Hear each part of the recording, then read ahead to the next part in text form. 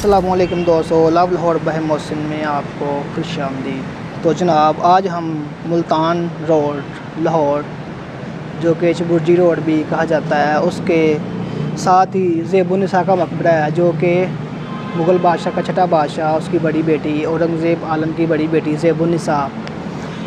اورنگزیب عالم کی 3-4 چھوٹی بیٹی اور بھی تھی، جس کا نام زید النساء، زینت النساء اور بدر النساء اور مہر النساء تھا۔ ان میں سے بڑی بیٹی زیب النساء نے کافی مہارت حاصل کی۔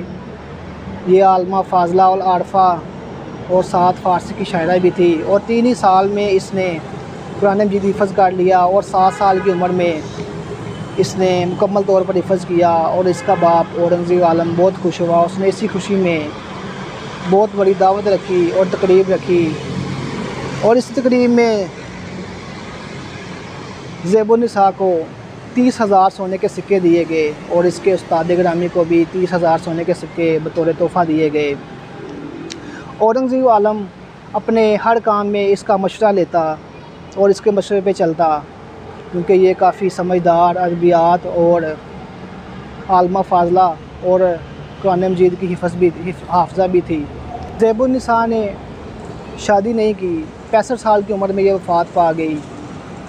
یہ شاعروں اور ادبیات کے شخصوں کو کافی پرور تھی اور اس کو کافی حمایت کرتی تھی، اسی لیے اس کے قصے، رسالے، کتابیں اور دیوان میں کافی لکھے ملتے ہیں، اس لیے یہ مشہور تھی زیب النساء۔ اس کا مقبرہ آج لاہور میں ملتان روڈ پر دیکھنے کے لیے آیا ہوں، اور اس کو وزٹ کریں گے، اور آپ کو اس کے ساتھ ہسٹری بھی بتاؤں گا میں، اور ہسٹری کے ساتھ ساتھ آپ کو اس کا مقبرہ بھی دکھاؤں گا، باہر سے بھی اور اندر سے بھی۔ آپ یہاں پہ یہ مقبرہ دیکھیں اور ساتھ ان کی ہسٹری بھی سنیں، اور جو بھی ان کی زندگی کے متعلق ہے وہ بھی میں آپ کو ساتھ ساتھ بتاؤں گا۔ تو چلتے ہیں ان کی مقبرے کی طرف، اور مقبرہ اندر سے وزٹ کرتے ہیں اور آپ کو میں دکھاتا ہوں۔ ہندوستان کے بادشاہ اورنگزیب کی بیٹی عالمہ فاضلہ عارفہ اور فارسی زبان کی شاعرہ تھی۔ زیب النساء نے 3 سال کے عرصے میں قرآن مجید حفظ کیا، فارسی، عربی اور اردو زبان سے کافی واقفیت پیدا کر لی۔ حدیث، فلسفہ اور ادبیات میں بھی کافی درک حاصل کر لی۔ دانشمند، ادب دوست اور شاعر پرور تھی، ان کی حمایت کرتی۔ یہی وجہ ہے کہ بہت زیادہ کتابیں، رسالے، دیوان اس کے نام کے لکھے گئے ہیں۔ ان کے والد ہر کام میں اس سے مشورہ کرتے۔ شادی نہیں کی، 65 سال کی عمر پائی اور وفات پا گئی۔ زیب المنشات اور زیب التفاسیر کتابیں ان کے آثار ہیں۔ زیب النساء خواتین کی زینت تھی۔ شہزادہ محی الدین مستقبل کے شہنشاہ اورنگزیب کی سب سے بڑی صاحبزادی، شادی کے ٹھیک 9 ماہ بعد 15 فروری 1638 کو دکن کے شہر دولت آباد میں پیدا ہوئی۔ ان کی والدہ دلراس بانو بیگم اورنگزیب کی پہلی بیوی اور قابل بھروسہ ساتھی بھی تھی۔ ایران فارس کی حکمران سلطنت کے ممتاز خاندان کی شہزادی تھی۔ زیب النساء اپنے والد کی چہیتی بیٹی اور بڑی بیٹی بھی تھی۔ اورنگزیب نے دربار کی ایک خاتون حفیظ مریم پر زیب النساء کی تعلیم کی ذمہ داری ڈالی۔ ایسا لگتا ہے کہ زیب النساء کو اپنے والد کی ذہانت ادبی ذوق ورثہ میں ملی تھی، کیوں نہ کہ زیب النساء نے فقط 3 سال میں قرآن حفظ کیا اور 7 سال میں مکمل حافظہ بن گئی۔ اس موقع کو اس کے والد نے ایک زبردست دعوت اور عوامی تعطیل کے ساتھ منایا۔ شہزادی کو اس کے خوش و خرم والد نے 30,000 سونے کے سکے انعام میں بھی دیے۔ اورنگزیب نے اپنی شہزادی بیٹی کو اچھی طرح تعلیم دینے کے لیے استانی بی کو بھی بطور انعام سونے کے 30,000 سکے اسی دعوت میں دیے۔ تب زیب النساء نے اس وقت کے علوم کو محمد سعید اشرف مازندرانی سے سیکھا، جو فارس کے عظیم شاعر بھی تھے۔ وہ فلسفہ، ریاضی، فلکیات، ادبی سیکھتی تھی، اور فارسی، عربی اور اردو کی ماہرہ بھی تھی، اور ان سے کافی لگاؤ بھی تھا۔ خطاطی میں ان کی بھی اچھی شہرت تھی۔ اس کی لائبریری نے دوسرے تمام لوگوں کے نجی ذخیرے کو پیچھے چھوڑ دیا۔ اس کے حکم کے مطابق ادبی کام پیش کرنے یا اس کے لیے مخطوطات نقل کرنے کے لیے بہت سارے علماء کو آزادانہ تنخواہوں پر ملازمت دی۔ اس کی لائبریری میں قانون، ادب، تاریخ اور الحیات جیسے ہر موضوع پر کام ہوا۔ زیب النساء ایک نیک دل خاتون تھی اور ہمیشہ ضرورت مند لوگوں کی مدد کرتی۔ اس نے بیوہ خواتین اور یتیموں کی مدد بھی کی۔ اس نے نہ صرف لوگوں کی مدد کی بلکہ ہر سال حجاج اور مکہ مدینہ بھی لوگوں کو بھیجا۔ انہوں نے موسیقی میں بھی کافی دلچسپی لی۔ جب شاہ جہان کے بعد اورنگزیب شہنشاہ ہوئے تو زیب النساء 21 سال کی تھی۔ جب اورنگزیب کو اپنی بیٹی زیب النساء کی صلاحیت اور قابلیت کے بارے میں معلوم ہوا تو اس نے اپنی سلطنت کے سیاسی امور پر تبادلہ خیال کرنا شروع کیا اور اس کے مشورے سنتا۔ کچھ کتابوں میں اس کا تذکرہ کیا گیا ہے۔ جب زیب النساء دربار میں حاضر ہوتی، اس کے استقبال کے لیے ہر بار اورنگزیب تمام شاہی شہزادوں کو بھیجتا۔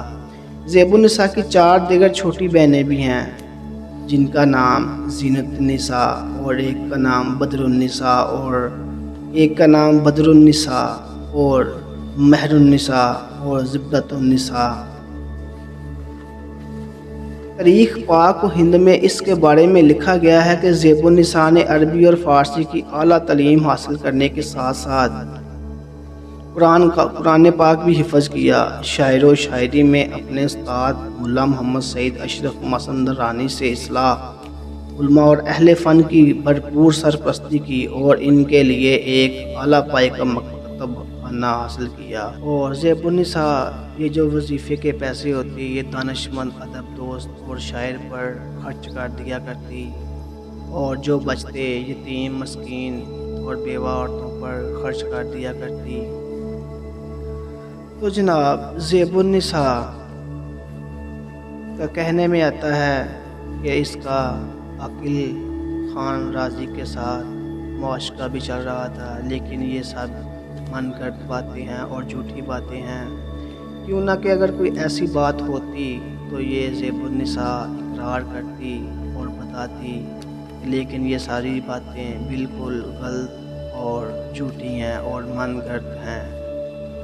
یہ نیک سیرت لڑکی اور عالمہ فاضلہ بھی تھی اور دانشمند ادب دوستوں کا شاعر پر خرچ بھی کرتی اور ان کو کافی حمایت بھی کرتی۔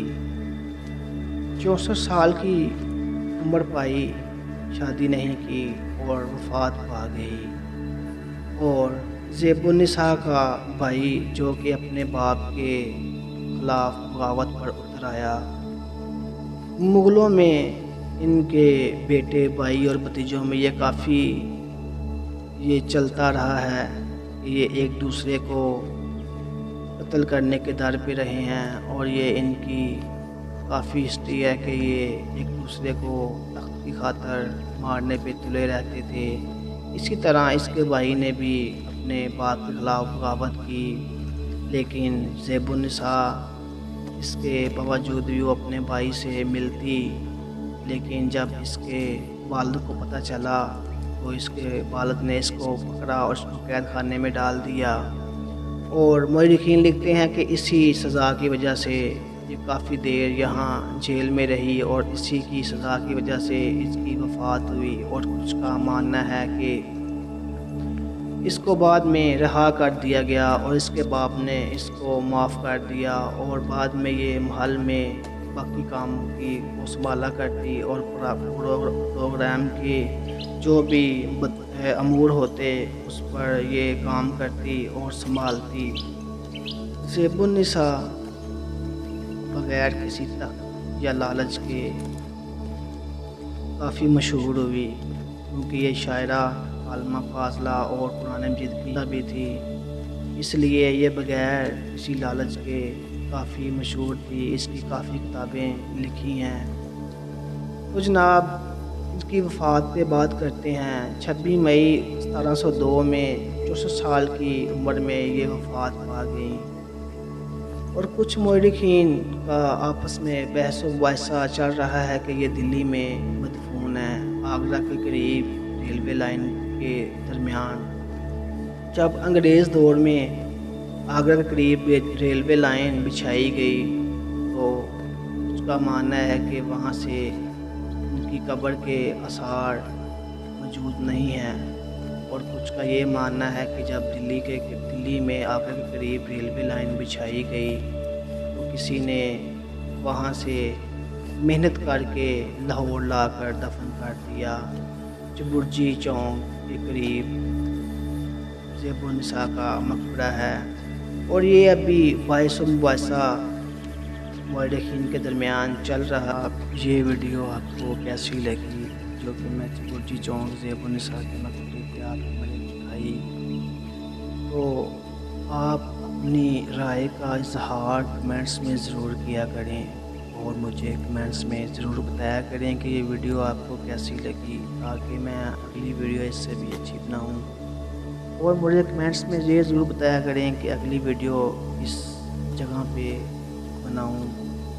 تو جناب ویڈیو کو لائک، سبسکرائب اور شیئر ضرور کیا کریں، اور بیل آئکن کو بھی دبائیں، اور تاکہ آپ کو ہر آنے والی ویڈیو کا نوٹیفیکیشن ہر وقت ملے۔ تو جناب اسی سٹوری سے مجھے اجازت دیں، اور ملتے ہیں انشاءاللہ نیکسٹ ویڈیو میں۔ تب تک کے لیے اللہ حافظ۔